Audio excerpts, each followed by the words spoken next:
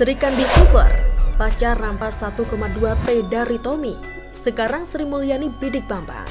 Ditulis oleh Manuel dari Sifat.com. Sebelum kita lanjut, jangan lupa subscribe dan nyalakan loncengnya agar Anda menjadi yang pertama mendapatkan informasi dari jurnal terupdate. Sri Mulyani adalah sosok yang paling berjasa di dalam menyelamatkan uang negara yang dikelola dengan sangat luar biasa. Strateginya di dalam menjemput bola dan melakukan penabuhan genderang perang terbuka kepada keluarga cendana sangat saya apresiasi.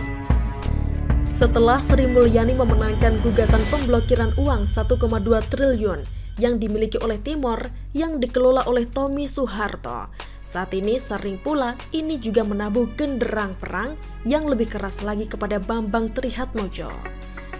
Pencekalan Bambang Trihatmojo ke luar negeri membuat Sri Mulyani namanya semakin mentereng dan sangat moncer. Ibu Sri Mulyani melarang Bambang Trihatmojo ke luar negeri karena terkait hutang yang dimiliki oleh Bambang kepada negara sejak tahun 1997 bapaknya berkuasa itu. Kita tahu bahwa gurita cendana dan perusahaan-perusahaannya sangatlah banyak dan berada di berbagai segi. Khususnya yang akan saya bahas adalah sektor ekonomi. Kita mengetahui bahwa gurita perusahaan cendana ini sangatlah banyak, bahkan setelah ditinggal mati Soeharto. Bisnis-bisnis yang berkembang sangatlah memiliki aset yang nilainya tidak kecil, bahkan pada saat 90-an. Dan hari ini, satu persatu Sri Mulyani mencari masalah dan mendapatkan bahwa ada hal-hal yang perlu diperjuangkan terkait memajukan Indonesia. Kalau mau Indonesia maju, cendana ini harus diproses. Keluarga cendana adalah keluarga yang bermain bisnis dengan gila-gilaan saat Soeharto menjabat menjadi presiden. 32 tahun menjadi presiden bukan waktu yang singkat. 32 tahun menjadi presiden membuat keluarganya begitu nyaman bermain bisnis dan mengelola uang-uang besar. Nilainya tidak sedikit dan tentunya sangat berpotensi untuk disita oleh negara.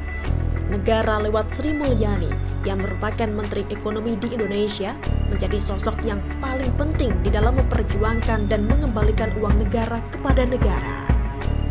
Presiden Joko Widodo tidak salah memilih Sri Mulyani yang berani menabuh genderang perang dan menyatakan perang terbuka dengan keluarga cendana. Kalau mau dikata, Sri Mulyani ini tidak menjadi sosok yang cukup favorit dibahas oleh pemberitaan media massa. Karena apa yang dia katakan seringkali sulit dipahami oleh media dan rakyat. Penjelasannya tentang utang negara sebenarnya sangat menarik jika dibahas, namun banyak yang enggan membahasnya karena itu bukan makanan lunak. Sri Mulyani menyajikan pemikirannya dengan cara yang terpelajar dan memang tidak mudah diterima oleh banyak orang. Maka perlu ada orang-orang yang memberikan penjelasan yang lebih sederhana terkait statement dan juga strategi Sri Mulyani. Dalam hal ini, izinkan saya untuk menjelaskan sedikit tentang apa yang sedang dikerjakan Sri Mulyani terhadap keluarga cendana ini. Saya akan membahas tentang Bambang Trihatmojo yang dicekal. Apa hubungannya Sri Mulyani dengan pencekalan Bambang Trihatmojo? Sederhananya, Bambang Trihatmojo memiliki utang kepada negara sejak tahun 1997 dan harus dibayarkan karena sudah terlalu lama dia menunda-nundanya. Wajar dong kalau dicekal. Kenapa Bambang malah menggugat Sri Mulyani? Utang tersebut berkaitan dengan pelaksanaan SEA Games 19 pada tahun 97. Saat itu Bambang merupakan ketua konsorsium yang dipercaya untuk mengadakan penyelenggaraan Pekan Olahraga Negara ASEAN yang akan dilaksanakan di Jakarta. Konsorsium tersebut mengalami kekurangan dana sehingga mereka harus meminjam uang kepada negara pada saat itu. Ya kalau dipimpin oleh bapaknya sendiri, utang ya silakan saja didaftarkan dan pasti diterima kok. Tapi saat ini kepemimpinan sudah berbeda. Bambang harus membayar hutang itu kembali. Jangan pikir dulu karena bapaknya jadi presiden, maka utang boleh tidak dibayar. Tapi sekarang kan hutang harus dibayar. Namanya utang pasti harus dibayar. Sudah jelas belum? Dan bagi saya, gerakan Sri Mulyani mencekal Bambang Trihatmojo pada saat ini merupakan jalan terbaik agar hutang itu segera dibayarkan. Memang sudah lama dan sudah sekitar 23 tahun yang lalu, Tapi, yang namanya utang tidak pernah lekang oleh waktu. Semoga saja ada kelanjutan yang terakhir kepada happy ending terkait perebutan uang antara negara dengan Bambang Trihatmojo. Sudah terlalu lama negara mempiutangi orang-orang lama. Bayar, gimana mau maju negara ini karena mental tukang utangnya? Dalam hal ini saya sangat mendukung Sri Mulyani yang memiliki ketegasan dan juga dibalut dalam kecerdasan. Maju terus Ibu Sri Mulyani, jangan takut dan jangan gentar, karena rakyat ada di pihak Ibu. Begitulah dukung-dukung. Terungkap, kelompok kartel migas aktor dibalik penolakan Ahok sebagai bos Pertamina, ditulis oleh Niha Alif dari Siver.com. Sebelum kita lanjut, jangan lupa subscribe dan nyalakan loncengnya agar Anda menjadi yang pertama mendapatkan informasi dari jurnal terupdate. Akhirnya keputusan Ahok sebagai komisaris utama Pertamina resmi diketuk. Pendukung Ahok bersorak meski tak menjadi sebagai direktur utama, paling tidak Ahok tetap bisa mempengaruhi arah dan kebijakan perusahaan. Sedang para pembencinya akan tetap bersuara kencang melakukan penolakan. Tentu saja mereka akan menunggu Ahok melakukan kebijakan yang mengancam mafia migas. Nantinya suara-suara kritikan mereka akan bernilai mahal. Penolakan oleh Ahok selain oleh Serikat Pekerja juga beberapa tokoh seperti mantan Menko Maritim Rizal Ramli, Said Didu, Andre Rosiade dan Dahlan Iskan, serta parpol oposisi PKS. Alasan penolakan karena Ahok tidak memiliki kecakapan dalam mengolah korporasi dan tak memiliki pengalaman mengolah perusahaan minyak dan gas. Selain itu mereka menyoroti Ahok mantan napi, tukang gaduh, tersangkut kasus korupsi lama dan banyak lainnya. Dilansir dari jpnn.com, pengamat energi dan peneliti Alpha Research Database Indonesia, Ferdi Hasiman beranggapan alasan ini tak logis. Penolakan justru karena ada kartel mafia migas di baliknya. Para mafia tak ingin ada utusan presiden dan menteri BUMN yang ingin membereskan Pertamina. Mafia pasti berkumpul membentuk kekuatan besar, membentuk opini agar mempengaruhi proses pengambilan keputusan, kata Ferdi dalam di Jakarta pada Jumat 22 November.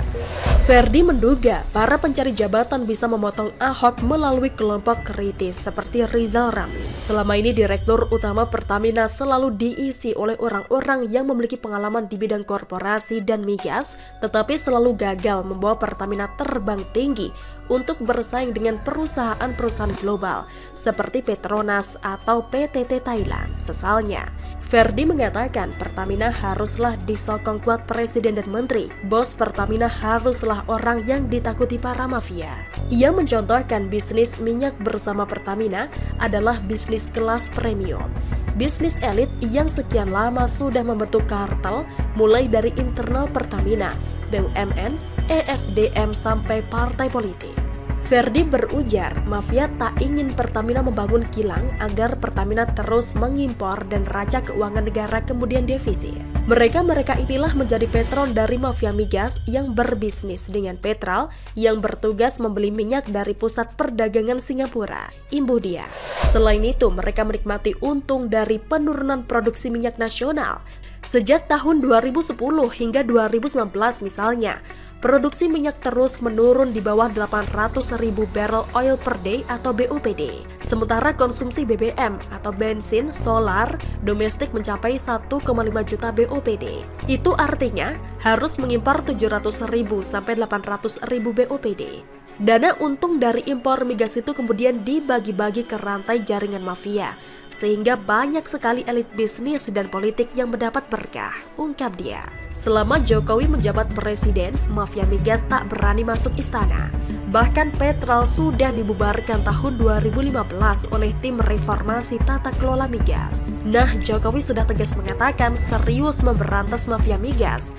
Jokowi butuh orang yang memiliki nyali tinggi serta loyal pada ambisinya memberantas mafia migas agar kedaulatan energi terwujud.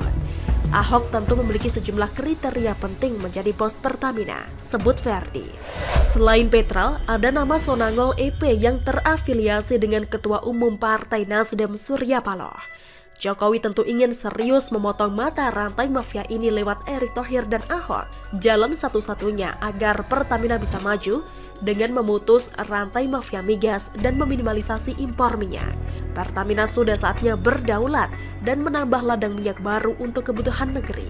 Dalam artikel sebelumnya saya menuliskan dua dirut Pertamina era Rini Sumarno, yakni Dwi Sucipto dan Elia Masa, sukses membuat gebrakan bagus untuk Pertamina. Dwi berhasil mencetak laba Pertamina melebihi Petronas Malaysia, sedang Elia Masa berhasil memetakan ladang baru untuk Pertamina karena ladang saat ini diketahui hanya mencukupi kebutuhan selama 10 tahun mendatang. Sayang kedua dirut tersebut harus diberhentikan Rini karena mengganggu rantai mafia migas di Pertamina. Dwi disingkirkan dengan dibuat konflik dengan wakil dirut atau Bambang yang ternyata orangnya Rini. Sedang Elia Masa disingkirkan dengan alasan ada kebocoran minyak yang tumpah di Bontang. Padahal saat itu, Elia Masa dengan sigap membersihkan dan masa jabatannya baru 11 bulan. Elia Masa juga rekomendasi Jokowi dibantu Luhut dan 2 kementerian lain, tapi Rini memecatnya secara sepihak. Begitu kuat rantai mafia migas di Pertamina, bahkan melibatkan Menteri BUMN lama, sungguh membuat miris. Semoga Ahok bisa membantu mencarikan ladang baru untuk Pertamina sesuai keahliannya di bidang geologi.